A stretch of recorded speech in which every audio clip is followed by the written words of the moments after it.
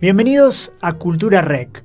Hoy vamos a tener un encuentro con un músico muy talentoso de la ciudad de Santa Fe. Es un músico que toca un instrumento muy especial que yo no conocía todas las potencialidades de este instrumento hasta que lo vi a él ejecutarlo y maravillarme con la ejecución que hace él. Estamos hablando de la marimba. El invitado de hoy se llama Mauricio Bernal. Es el compositor, además, de la banda sonora de una serie que por estos días está generando una muy buena repercusión, que es Episodios Criminales, de Gastón del Porto y Baltasar Albrecht. Y nosotros vamos a hablar con él un poquito sobre lo que fue la composición de esta obra para esta propuesta audiovisual. Pero además de eso, además de ser un músico exquisito, además de trabajar en esta banda sonora, también se ha dedicado en los últimos tiempos a construir un instrumento que quienes lo pudieron ver en redes sociales seguramente se fascinaron. El instrumento se llama organeto y bueno, es un órgano que tiene unos cuantos siglos de existencia y seguramente muy poca gente lo ha visto en escenarios por estos días, pero Mauricio de alguna manera lo vuelve a traer acá al escenario y nos maravilla con él. Así que sobre estos temas vamos a hablar con el invitado de hoy, Mauricio Bernal. ¿Cómo va, Mauricio? ¿Cómo va, Luciano? Muchas gracias por la presentación. No, por favor, es un gusto tenerte aquí. Y es verdad que yo, de alguna manera, conocí todo lo que podía sonar una marimba cuando te vi ejecutarla. Claro, sí, me acuerdo que fuimos a tocar al programa que vos tenías en ese momento. En la Sala Moreno. En la Moreno, sí. Claro, era un instrumento que no se conocía tanto acá hace unos años. Ahora hay un poco más de gente que toca, ¿no? Es un instrumento muy popular en Centroamérica, pero quizás no tanto para la música de nuestra región, de nuestra zona. Claro, sí. En su momento no tanto. Creo que ahora hay más gente que está tocando. Está buenísimo, es fantástico. Bueno, primero quiero que charlemos un poquito sobre la serie de Gastón del Porto y Baltasar Albrecht, Episodios Criminales, que te tuvo como el gestor de la banda de sonido y que, si no me equivoco, es un trabajo de hace algunos años, pero bueno, que como es el cine, ve la luz un poquito después. Sí, con Gastón ya habíamos hecho otras cosas antes. Él había hecho una película y yo le había hecho unos fragmentos. Es verdad, Manequineco. Manequineco, sí, hace varios años. Y después, bueno, Baltasar comenzó con ese proyecto, que primero iba a ser un capítulo, después se extendió a una serie, y creo que hay una segunda temporada también pensada o algo así. Mirá qué bueno. Y sí, y fue muchas charlas, muestras, compartir ideas, hasta que se filmó y hasta que me dieron un mes para hacer todo. Pero sí, después pasaron como 2 años hasta que salió la serie. Creo que fue hace 2 o 3 años que hicimos eso. Mirá vos, sí. O sea que el trabajo musical lo hiciste hace 2 años. Hace 2, sí, o 3, ¿no? Ya no me acuerdo. 2 mínimo, sí. La parte de grabar y todo. Siempre antes se charla, se van probando maquetas y eso. ¿Y qué significó para vos este trabajo? ¿Qué desafío musical te planteaba? Y está buenísimo porque yo venía de laburar discos más de género, es decir, que estaban dentro de música latinoamericana o música del litoral o Paraguay. Y esto fue como poder abrirlo más a eso, ¿viste? Y experimentar con el sonido, sin tantas restricciones por ahí estilísticas.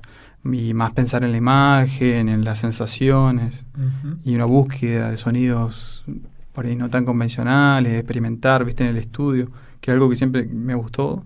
Y bueno, tuve bastante libertad en ese sentido. Pero bueno, hasta lograr un entendimiento también con lo que querían los chicos y lo que se podía hacer, los tiempos que había, que eran reducidos, acotados. Bueno, nos llevó hasta el segundo o tercer capítulo que nos entendimos bien, ¿no? Para dónde iba. Es difícil eso, creo, lo más complejo. Ese diálogo con el creador audiovisual y el músico, y llegar a ese punto de acuerdo entre lo que necesita o lo que pide la imagen, digamos. Claro, sí, la imagen y el contexto sonoro también, porque por ahí uno ve un producto terminado, audiovisual, y dice, la música y los actores y el guión, ponele, y la filmación. Pero en realidad hay un montón de procesos atrás. Por ejemplo, el Foley, que es muy importante, que son los de todos los efectos de sonido, ¿no? Que se agregan después. La voz en off, en el caso de un documental, que también se agrega después. A veces vos haces todo sobre maquetas, o sobre una voz que después se cambia. Y muchas cosas a tener en cuenta, ¿viste? Seguro. Por ejemplo, si la voz es más grave o más aguda, hay que cambiar cierta frecuencia de la música para que no interfieran. Y bueno, son todas esas cosas. Entrevistas, ¿viste? Que no esto tenés parte de ficción, parte de entrevista, la voz en off. Sí, no era, digamos, una película tradicional de ficción, digamos, más lineal. Digamos. Sí, creo que es hasta más difícil en un documental pensar la música. Porque va a pensar todo, la parte técnica. Porque tenés todos estos registros diferentes. Lo que es una entrevista, la voz en off, que es el relato, y la parte ficcionada. Es difícil nuclear eso, ¿no? ¿Y qué te pasó por estos días cuando viste que se estrenó esta serie documental de docuficción? Y aparte se estrenó por Contar, que es una plataforma de alcance nacional. Sí. ¿Qué te pasó a vos? No, y hermoso, porque uno ve... Creo que es la primera vez que la vi entera. Eso es algo loco también. Quizás en otros procesos, no sé, comparado con un disco, uno participa de todas las etapas, ve el diseño, pero acá es tan grande el equipo que uno aporta un pedacito de algo, ¿no? En mi caso la música, y nunca ves el terminado hasta que se estrena, el terminado, digo. Después de masterizar, del color, de todos los tratamientos de postproducción. Entonces, sí, las primeras la vi una vez y fue como, esto pasaba acá, se agregó esta imagen acá. Y después la puedo ver otra vez y más disfrutar del total, ¿no? De cómo lo vería alguien que nunca tuvo contacto con todo ese proceso. Seguro. Sí, pero muy lindo, sí. Así que bueno, una experiencia que esperás que se repita, digamos, de seguir trabajando un poco en esta faceta. Es muy lindo eso. Aparte poder trabajar mucho en el estudio, viste, con micrófono, probar sonidos. Eso estuvo bueno, porque hubo mucha libertad en ese sentido.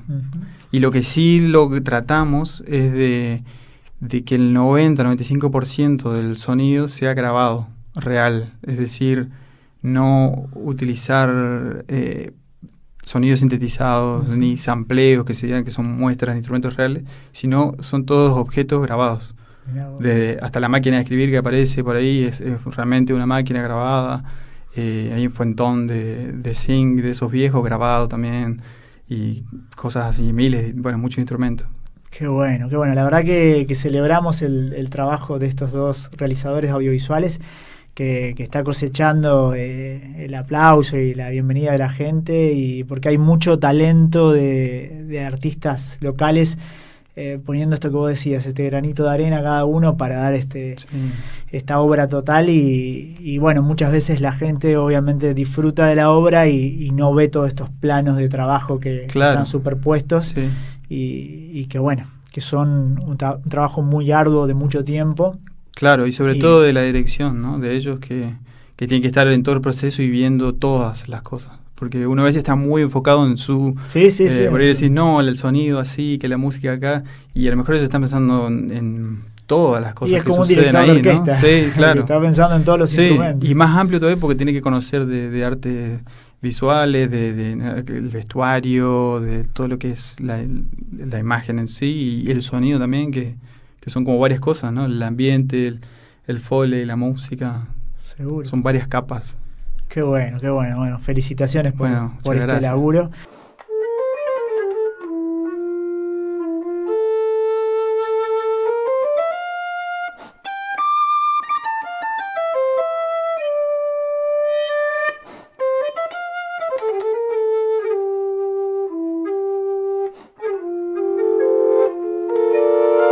Y me quiero meter ahora en el segundo de los temas que nos tiene acá reunidos, que tiene que ver con esta pasión que descubriste hace un tiempo, que es la de fabricar instrumentos, un instrumento muy particular que es este organeto. Contame por qué te metiste de lleno en la fabricación de instrumentos y en puntualmente? Mira, lo de la fabricación de instrumentos viene desde mi adolescencia. Ajá. Porque, no profesionalmente, pero sí intentando hacer cosas. Sí, sí.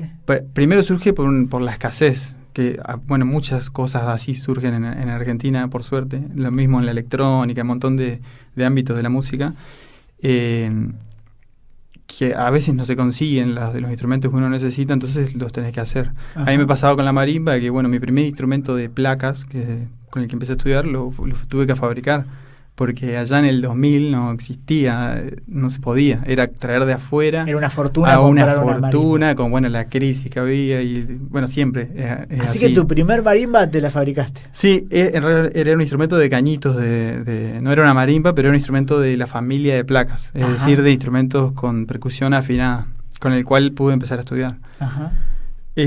Bueno, después empezaron a aparecer muchos constructores y bueno, Alejandro Colovini, que es el constructor que está en Rosario, que él construye marimbas. Bueno, me hizo la primera marimba y después otra y así.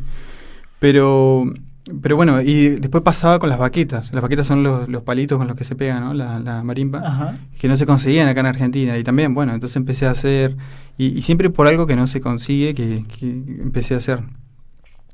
Y bueno, la marimba tiene toda esta cosa percusiva, articulada y muy, muy física, de meter el cuerpo, ¿no? Pero le falta algo de lo que tiene la voz, por ejemplo, que es una cosa más lírica, ¿no? Una melodía. Y eso siempre me faltó, tener un instrumento que pueda desarrollar eso. O por ejemplo el cambio de afinación. En la marimba uno toca una placa y eso suena afinado, así. Hay diferentes timbres, colores, pero lo que es la afinación, el vibrato, esos parámetros no se pueden modificar. Claro. Entonces, en búsqueda de un instrumento así, primero teníamos la idea con Frodo, Oscar Peralta, de hacer como una piánica, una melódica con flautas émbolo. Mira la locura. Para poder variar la afinación. ¿Viste la flauta émbolo? Que tiene el palito que va cambiando la nota, ¿no? Eso. Sí. Bueno, hacer como una especie de órgano con eso. Pero bueno, eso hicimos plano, todo. Eso quedó hace como 10 años en la nada.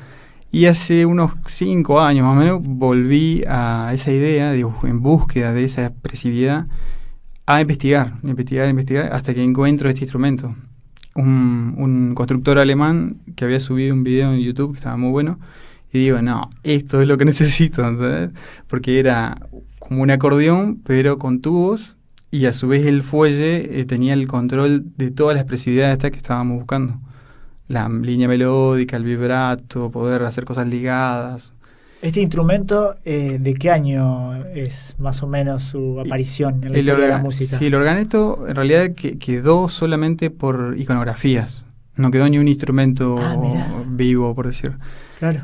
No quedaron resto porque era un instrumento portátil, entonces no como los órganos de las iglesias que están en un edificio y son preservados, ¿no? O como otros instrumentos que fueron mucho más masivos quizás, como no sé, el violín. No quedó ninguno, o al menos que se sabe, ejemplar, sino que quedaron cuadros, esculturas, en los que se ve personas tocando ese instrumento, ¿no? El instrumento, claro. Se ve más o menos la fisonomía. Claro, y de ahí sacaron algunas proporciones y bueno, se empezó a reconstruir en el siglo XX recién. Esto fue, o sea, el instrumento tuvo su auge en el Trecento italiano, más o menos, o sea, en el siglo XIV. Y aparece desde el siglo X al siglo XIV, pero después desaparece el instrumento. Ajá. Y quedan estas iconografías. Y bueno, de ahí se empieza a ver un interés nuevamente ahora, en el siglo XX. Y es muy reciente, hay pocos constructores de organeto, ¿no? No tengo ninguna duda. Sí, o sea, debe ser uno de los pocos del país. Claro, sí, hay muy pocos en el mundo, sí. ¿En el mundo? ¿Qué sé yo? En Alemania hay 3, en Francia 2, en España 2, Italia 2. Qué locura maravillosa. Y así, sí. Aparte, muy chico lo que el se mundo ve en las imágenes que nosotros vamos a disfrutar en la charla, es que tiene también muchísimas piezas y muy precisas, bellísimas también las piezas, pero bueno, cada pieza tiene un trabajo muy... Sí, muy artesanal. Muy artesanal y muy... Sí. puntilloso. Claro. Sí, es básicamente eso, como un acordeón, pero en vez de tener lengüetas, tiene tubos. Es como un mini órgano, pero tiene esa posibilidad de que el fuelle es directo. Entonces te permite un control más parecido al de una voz, en la articulación, en la expresividad. Mirá. Y todo eso. Y aparte es portátil, ¿no? O sea, un instrumento que pesa 9 kilos más o menos. Una cosa liviana. O sea, para lo que es Sí, un órgano, ¿no? Y para lo que tiene, y para lo que es tu métier también de Claro. transportar la La marimba. marimba, por ejemplo, pesa 100 kilos. Claro, sí, para vos. Claro, yo hablo de kilos, pero es una cosa re importante No, porque... claro, sí, por supuesto. Cuando lo tenés que trasladar, decís, Es 100 kilos. Y mi marimba portátil pesa 50 kilos, imagínate. O sea, ya pasar a 9 kilos está bueno. Qué bárbaro. Así que, ¿y cuánto tiempo te llevó construir este organeto? Y más, bueno, a medida que vas haciendo varios, vas encontrando el prototipo y eso, ¿no? Ajá. Porque esa es otra cosa, tampoco es que están los planos. No es Claro. que uno dice, bueno, voy a construir un clavecín modelo francés de tal siglo y está el plano de alguien que fue al museo. No, es como ir investigando, sacar cosas de organería tradicional, cosas del acordeón y mezclar y hacer algo, ¿no? O sea, mis instrumentos no son instrumentos que reflejan una iconografía, no es que está basado en una iconografía, es un instrumento para hacer música, sí tratando de mantener los materiales que podrían usarse en esa época, madera, cuero y algunos metales como el cobre, el estaño y el plomo. Eso sí. Yo estoy fascinado, la verdad que no puedo creer, la verdad que cuando veía los videos nunca me imaginé que era tamaño desafío construirlo. Sí.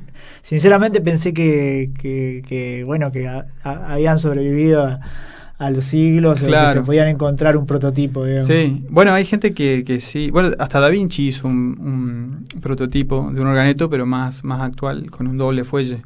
Mirá. Y eso sí hay planos, pero de los organetos más viejos no quedan. O sea, son todas cosas que se hicieron ahora. Qué bárbaro. Entonces tampoco se sabe ni la afinación. Hay gente que afina súper alto. Digo, esos son términos técnicos, pero hoy en día se usa 442, ponerle, qué sé yo, por los bandoneones, por esos instrumentos. Y se cree que en esa época era 520, una cosa así, la afinación mucho más alta. Entonces cambia todo, cambia la música, la afinación es pitagórica, no temperada, o sea, es como que cambian las proporciones, ¿no? Y suena diferente. Seguro. También. Seguro. Qué bárbaro, la verdad que, bueno, no tenemos otra palabra que decirte que te felicitamos un montón, que estamos Gracias. deslumbrados, yo estoy deslumbrado y seguramente la gente que te escuche contarlo, porque la verdad que se habían visto los videos donde se puede disfrutar del instrumento. Claro. Pero no sé si habías contado toda la historia de esta. No, porque... No. Bueno, en realidad todo esto comenzó para conseguir un instrumento, ¿no? Eso es lo que... Como me has preguntado cómo comenzó. Sí. Bueno, comprar un instrumento en Europa en esa época, ahora también, es imposible, es muy costoso. Y traerlo, etcétera. Más si estamos Entonces, hablando bueno, empecé a hacer. Pero piezas después, únicas. claro. Y después me enganché más haciendo que tocando. ¿Y alguien te pidió uno? Sí, ya hice para otros músicos. Mirá. Acá en Argentina. Y bueno, ahora tengo que entregar otro para otro músico. Está bueno, se está empezando a moverse, ¿viste? A Qué ver bueno. interés sobre este instrumento. ¿Y cuánto tiempo te lleva a hacer uno? Y mínimo 3 meses. Pero bueno, yo también tengo otros trabajos, otras cosas. Si Sí, si por dedicás a supuesto. full, sí podés hacer por ahí en serie, hacer más cantidad. Por supuesto, Pero- sos músico de la Sinfónica, de Claro, Ríos. sí, y bueno, esto de la serie, Y otras además cosas, tenés ¿no? obviamente trabajos puntuales a pedir. Sí, pero ahora me estoy dedicando más profesionalmente a construir los instrumentos, esto, ¿no? Mi idea es avanzar con eso, Está buenísimo. un poco más. No dejes de tocar la marimba. No, también, todo, de todo un poco, pero Claro, por la supuesto. construcción es muy lindo. Ni deje Aparte de- que, bueno, otra idea que tengo en realidad más a futuro es tratar de hacer estos instrumentos un poco más económicos y accesibles, y como para que se haga una movida acá de chicos que toquen. Claro. Que ese es un cambio interesante que se puede hacer, como sucedió con el bandoneón o el acordeón, ¿no? Ujú. Que no son instrumentos que se crearon ni para tocar tango ni Ni chamamé, hablar, por ni ejemplo. hablar. Y acá en Argentina uno relaciona el bandoneón con el tango Seguro. y el acordeón con la música litoral, como eso se desarrolló. Eso es un interés también de un proyecto a futuro, podría ser. Buenísimo, buenísimo. Ojalá se dé. Sí, se va a dar en algún momento. Bueno, te decía, no dejes de tocar la marimba y no dejes de tocar con Frodo tampoco. Dale. No lo abandones al compañero Frodo. No, estamos en eso. Muchas gracias, Mauricio. Gracias. Un gustazo.